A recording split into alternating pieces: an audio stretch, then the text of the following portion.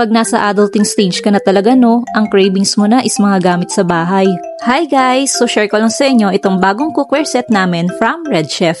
Hindi ko na na-videohan yung pag-unboxing namin sa sobrang excited ko na makita yung itsura niya. So eto na lang box yung ipapakita ko sa inyo, and sa bawat cookware nga pala is meron siyang eco bag.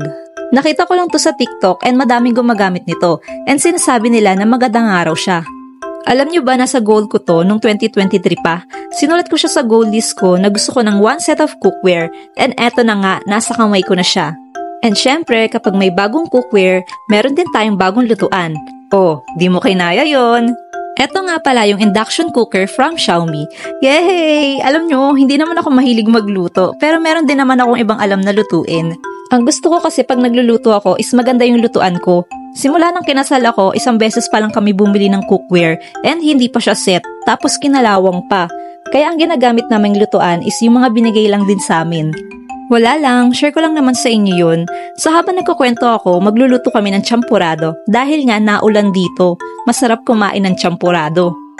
So yun na nga, natutuwa ako dahil itong cookware set na to and induction cooker is katas ng pagti-TikTok affiliate ko. Kaya thank you Lord for this blessing. Soon house and lot and brand new car naman. Amen.